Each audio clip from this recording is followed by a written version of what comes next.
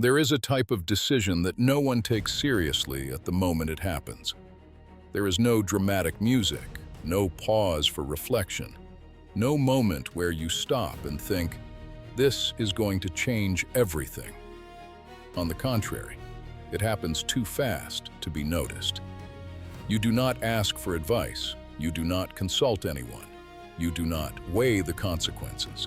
You simply act and move on with your life as if nothing had happened. Now think with me for a second. How many decisions like that have you made today without even realizing it?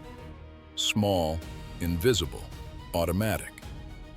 Choosing to leave the house earlier or later, replying to a message or ignoring it, accepting an invitation or saying no. Most of these decisions disappear over time without leaving a trace. But some are different. Some carry a weight that only shows up later when there is no turning back. And it is exactly about one of those decisions that this story begins. The story of a man who made a 3-word decision on an ordinary night and paid for it with everything he thought he was. His name is Noah Galloway, and before everything happened, he was the kind of guy you would recognize anywhere. Birmingham, Alabama, the southern United States. A city where people grow up with very clear values: family, work, discipline. A place where college football is not just a sport, it is almost a religion. That is where Noah grew up, running through the streets, competing in everything that came his way, always trying to push past his own limits. He was not the most talented, he was not the brightest, but there was something in him that never turned off. A constant energy, almost stubborn, that kept pushing him forward. Now, hold on to that, because that detail will matter much more than it seems. His father, Andy Galloway, was a simple man, a factory worker, and at 18 years old, he suffered an accident that completely changed his life. He lost his right hand in a machine, and even so, he never stopped. He never used it as an excuse, never saw himself as a victim. He woke up early, worked, provided for his family, and kept moving forward as if life had simply changed, not ended.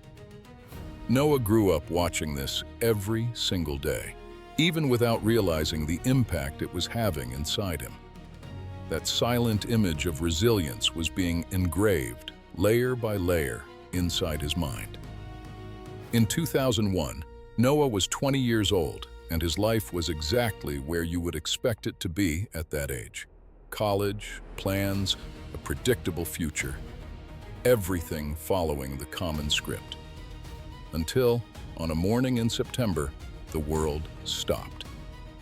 2 planes crossed the sky over New York, and in a matter of minutes, everything changed. Noah watched it like millions of people did, but what happened inside him was different. Even before any reasoning, before any analysis, a decision had already been made. He was going to serve. And here is the first turning point of this story. There was no planning, no internal debate. It was immediate. In October 2001, he dropped out of college and enlisted in the United States Army. He was assigned to the 101st Airborne Division, one of the most respected units in American military history. And, unlike what many people imagine, he did not join out of obligation or doubt. He joined because he wanted to, and more than that, he found exactly what he was looking for there. Mission, purpose, intensity. In 2003, he was sent to Iraq during the initial invasion. Real combat, urban operations, rapid decisions. And he loved it. He himself said later, without romanticizing it, but without denying it, he loved every minute. Because there, everything made sense to him. Life had direction. He had 2 possible paths in his mind. And pay attention to this because it defines the level of commitment he had. Either he would retire from the Army after a long career, or he would die in combat, and he was at peace with either option. But there is one thing no one can control, and it might be the most important of all. Life is not obligated to follow any of the plans you make. December 2005, second deployment to Iraq. But this time, it was not the same place he had known before. The war had changed, the terrain had changed, and most importantly, the enemy had changed. Noah's platoon was sent to a region southwest of Baghdad that the soldiers themselves named in a very direct way, without exaggeration, without trying to soften reality. The Triangle of Death. And to understand what that means, you do not need a dramatic description. You only need one number. In the first week of that platoon in that area, 5 soldiers died. 5 men in 7 days. Now think about that for a second. Would you step into a place like that knowing this? Knowing that every road could be your last, that every patrol could be the one that never returns. But soldiers do not have the luxury of choosing the setting. They move forward. That is their job. And Noah moved forward. Days turned into weeks. Weeks turned into months. And the routine began to transform into something dangerous. Because when risk becomes routine, it starts to feel normal.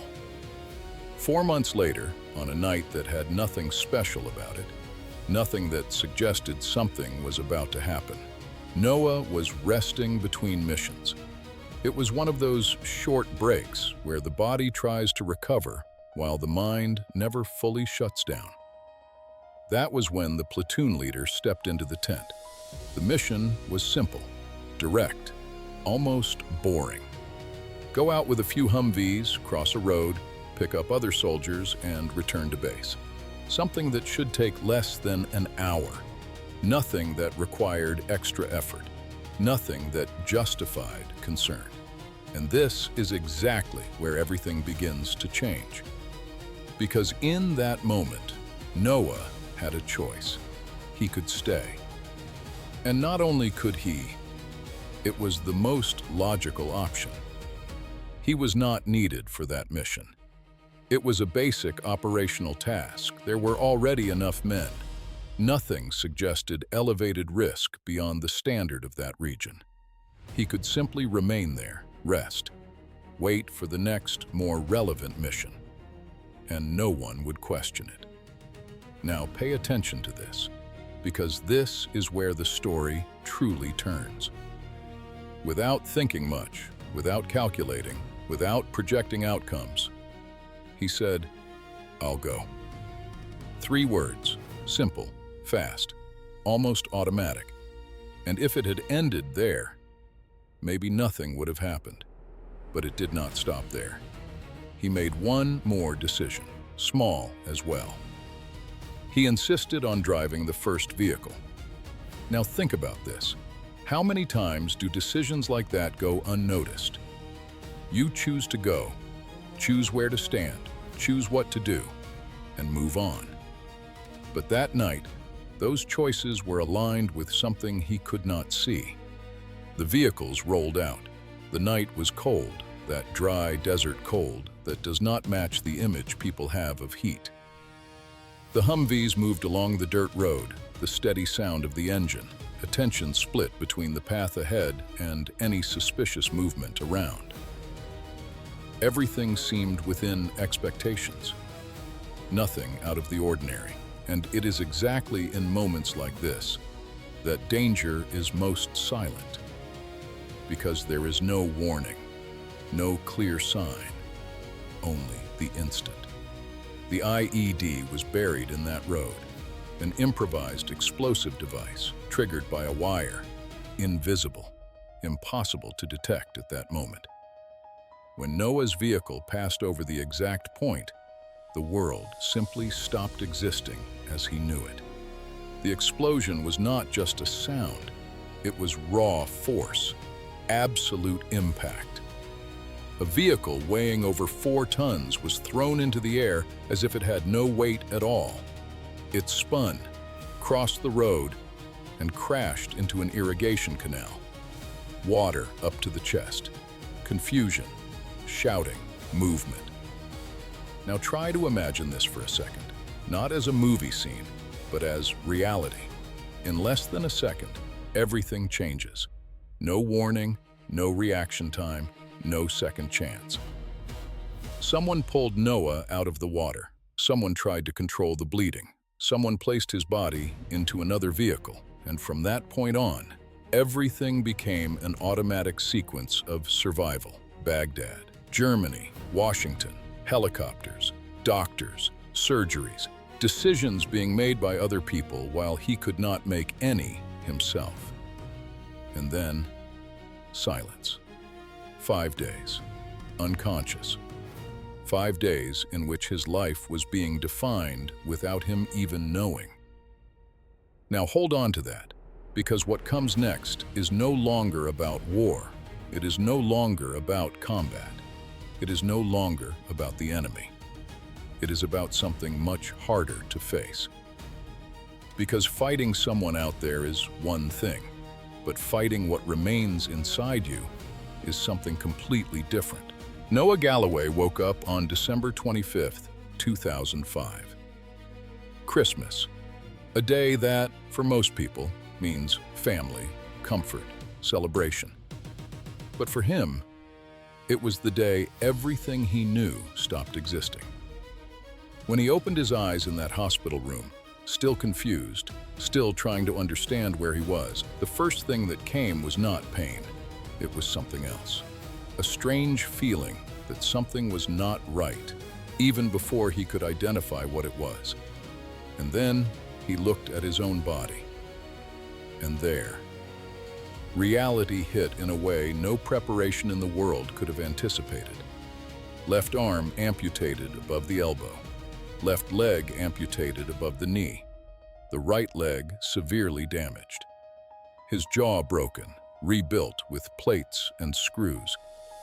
Now think about that for a second. Not as a medical fact, but as a human experience. You wake up, and the body that always defined you is simply no longer there. Who are you in that moment? Because Noah did not just lose limbs in that explosion. He lost the foundation of his identity. He was the guy who ran, who competed, who pushed himself physically. He was the soldier who lived for intensity, for action, for mission. Everything about him revolved around that. And suddenly, none of that existed anymore. And here comes the part that almost no one shows when telling stories like this. There was no epic scene. There was no music rising. There was no moment where he looked in the mirror and decided to change everything. Reality was much quieter and much harder.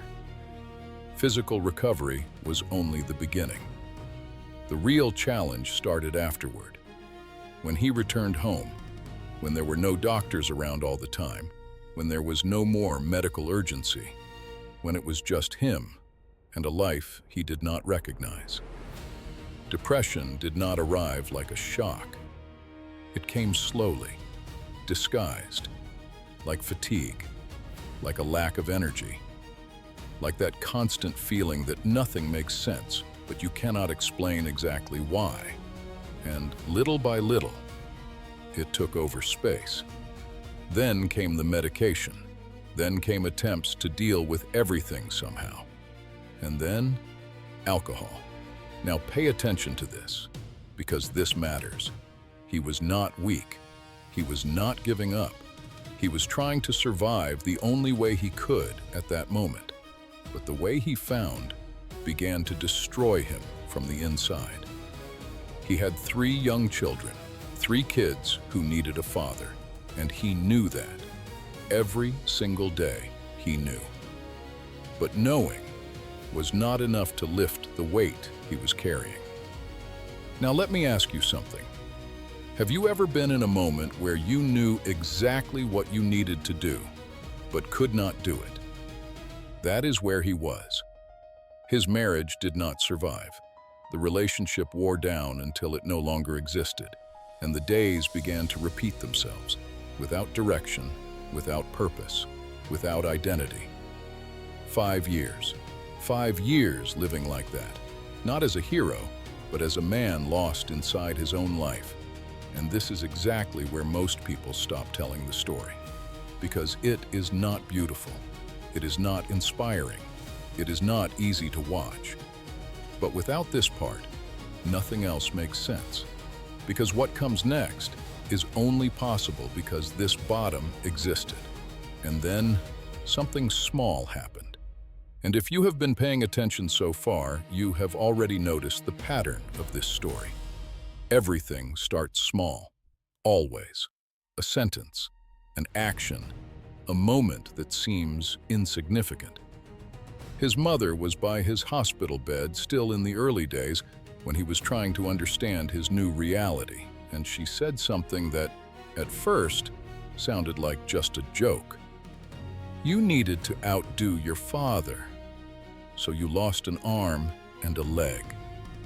A light sentence, almost absurd, but carrying something that only someone who lives that reality can understand. Because his father had lost a hand and never used that as an excuse for anything. And in that instant, something shifted inside Noah. It was not an immediate transformation. It was not a powerful decision. It was just a thought. Small, almost quiet, but enough to break the pattern he had been living. This is bad, but maybe I can do something with this. And here is the point most people ignore. Change does not begin with strength. It does not begin with discipline. It does not begin with motivation. It begins with a possibility, a small opening in the mind that says, maybe. And that is how everything started to change, slowly, imperceptibly at first, but irreversible from that moment on. Change did not happen overnight. And that is important to understand from the very beginning. Because when people look at stories like this, they tend to imagine a clear turning point, as if there is a specific moment when everything clicks, the mind shifts, and life starts moving upward again. But it was not like that. There was no single day when Noah woke up different. What happened was much slower, much more uneven, and much more human. It was a series of small decisions, repeated over time, some right, many wrong, but all moving in the same direction without him fully realizing it. And in the middle of that process, someone entered his life. His name was Eric Eisenberg. He was not a motivational speaker, not a coach, not someone trying to inspire with ready-made phrases. He was a prosthetics specialist, an ordinary professional, but with one fundamental difference. He did not treat Noah as just a patient. He did not see someone who simply needed to adapt to a new body. He saw someone who still had capability, even if Noah himself could not see it at that moment. And Eric did something that seems simple, but changes everything. He insisted. He stayed. He did not walk away when it would have been easier to do so. And over time, he began pushing Noah in a direction he had been avoiding: the gym. Now think about this for a second.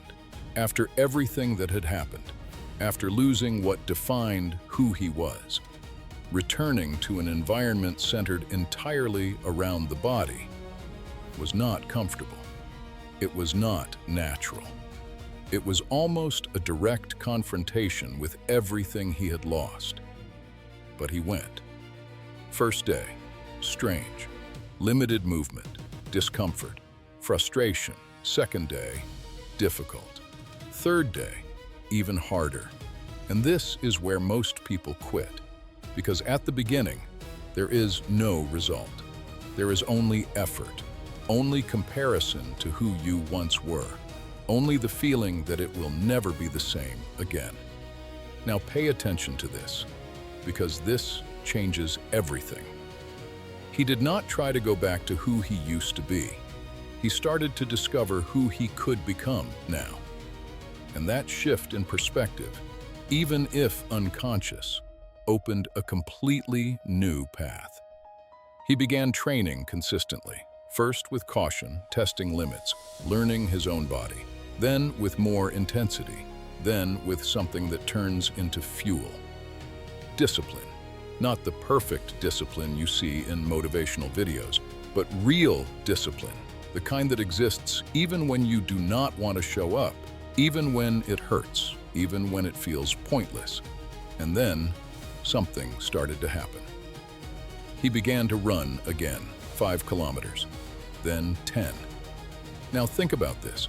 Running is already hard for someone with a full body. Now imagine rebuilding that movement with a completely different body. But he did not stop. He kept going.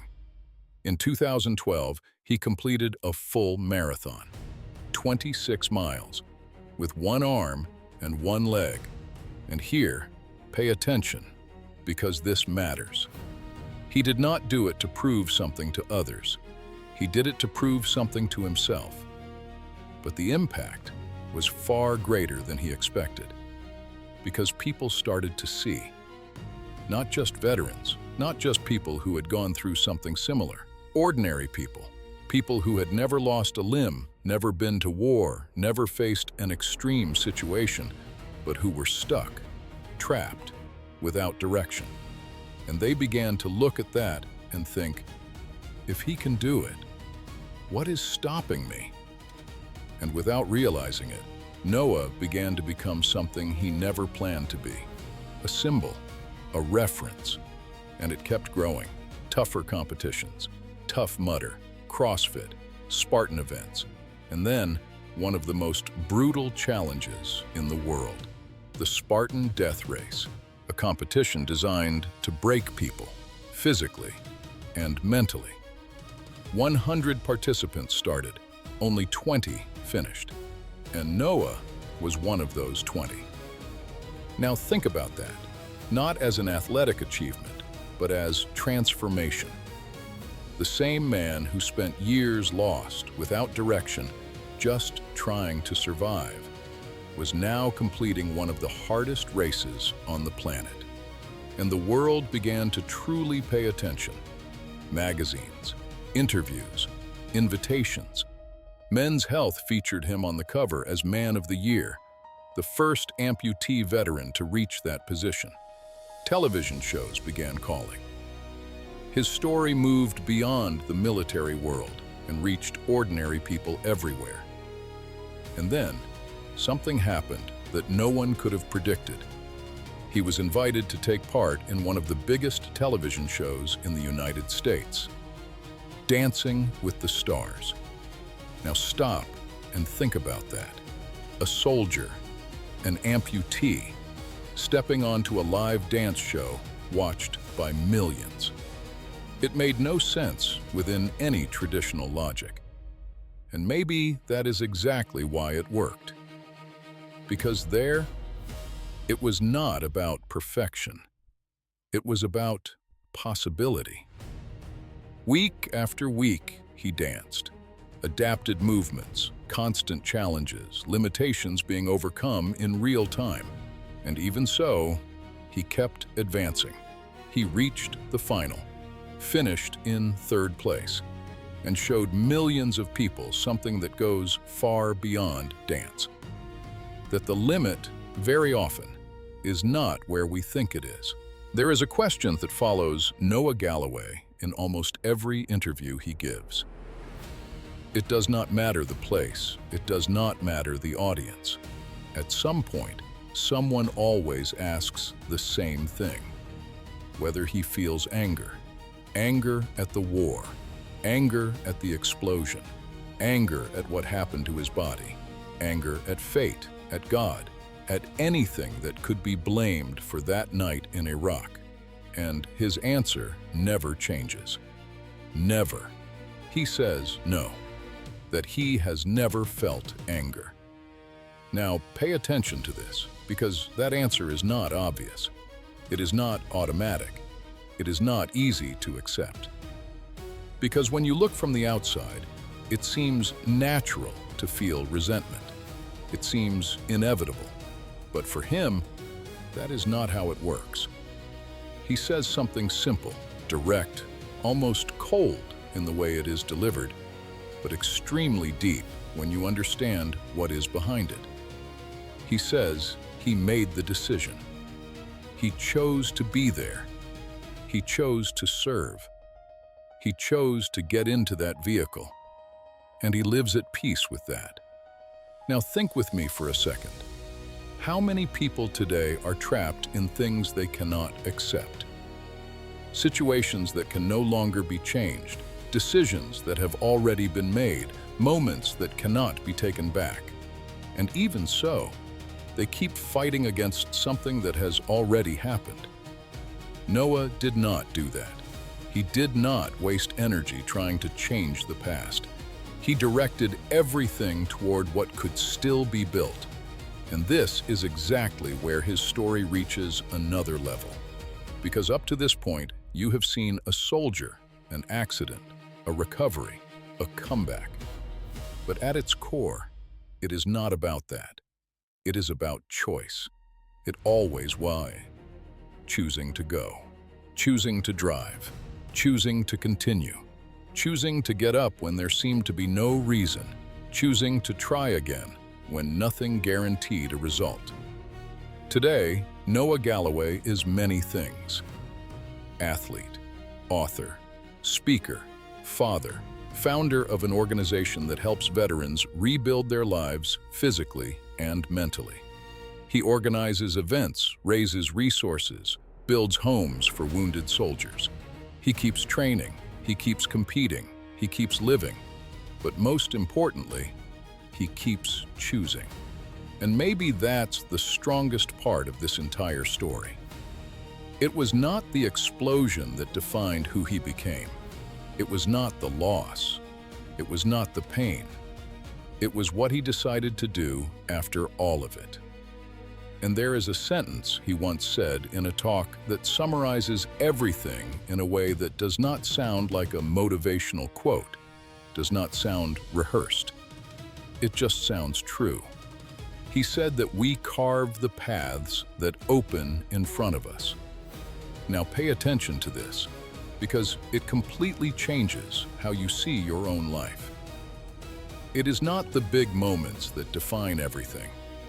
It is not the massive, planned, calculated decisions. It is those small choices you make, almost without noticing. To go or not to go. To get up or stay down.